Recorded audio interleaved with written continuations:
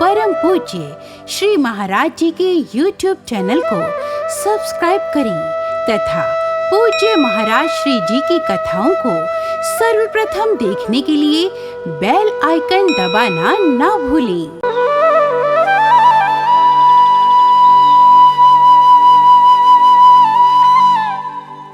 अपने घर में कुछ है नहीं है, भगवान कृष्ण को भेंट में देने के लिए मैं नहीं जाऊंगा।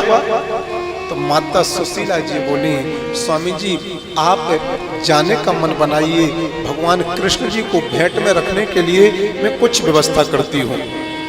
और कथा के प्रेमियों, आज माता सुशीला सबसे पहली बार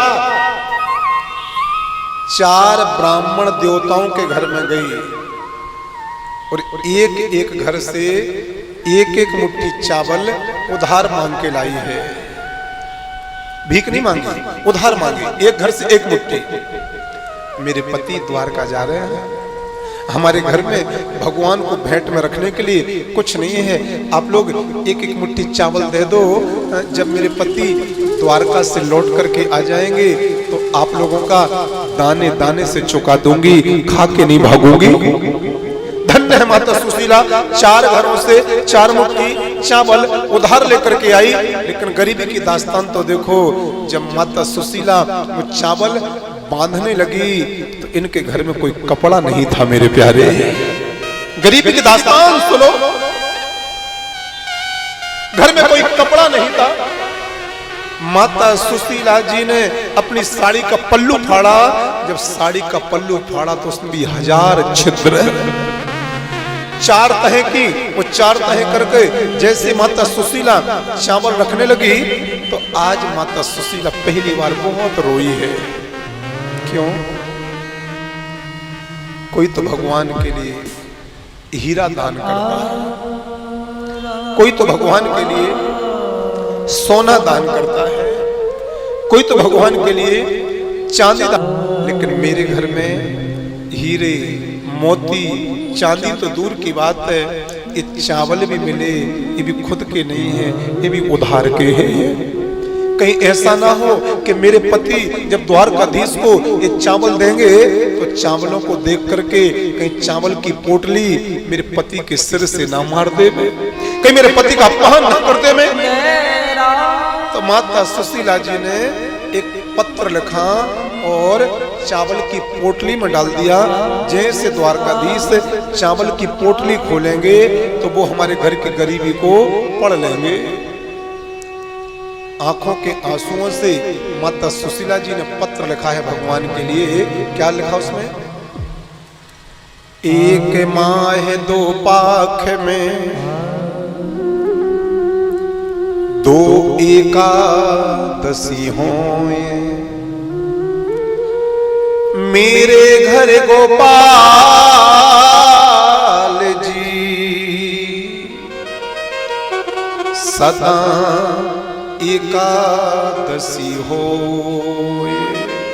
प्रभु, संसार का नियम है कि 1 महीना में 2 11 होती है, अर्थात व्यक्ति भूखा रहता है, अन्न नहीं खाता। लेकिन प्रभु मेरे घर की दशा तो ये है कि पिछले कई महीने हो गए हैं रोज एकादशी हो रही है, मैं भी भूखी हूँ, मेरे पति भी भूखे हैं, मेरे घर में 2 बच्चे हैं वो भी बहुत भूखे हैं, लेकिन कहता कोई किसी से नहीं है कि हम भूखे हैं। ठाकुर जी, हे द्वारकाधीश, हमारे घर की गरीबी को आप जान जाइएगा, क्योंकि इन चावलों को देख करके हमारे घर की परिस्थिति जानिएगा। जिनके घर में 4 मुट्ठी चावल भी 4 प्रकार के होंगे तो समझ जाना उनके घर की गरीबी कितनी बड़ी होगी।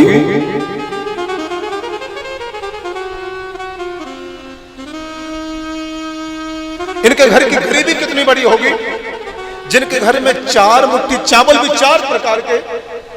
तो प्रभु आप इन चावलों को देख करके समझ जाइएगा कि हम लोग कितने गरीब हैं, हमें किस चीज की आवश्यकता है।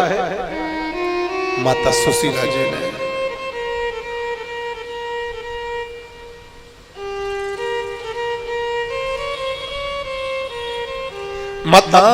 माता सुशीला जी ने चावल की पोटली बांधी और सुदामा जी को दी।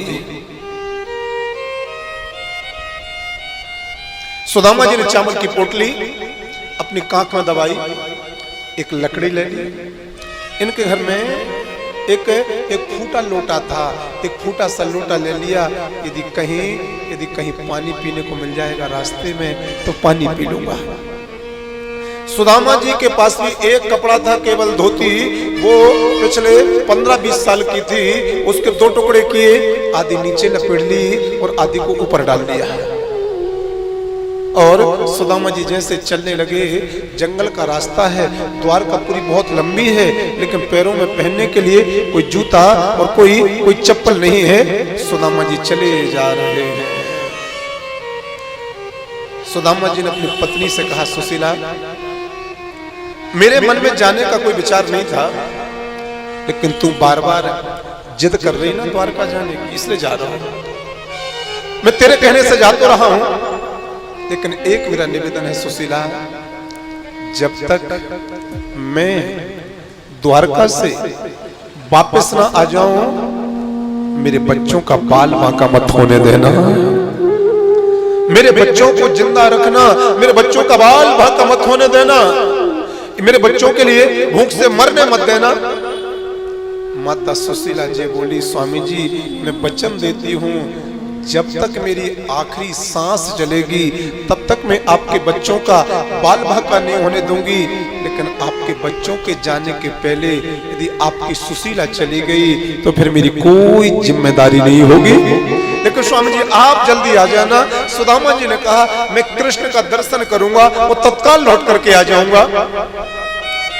चल दिए सुदामा जी।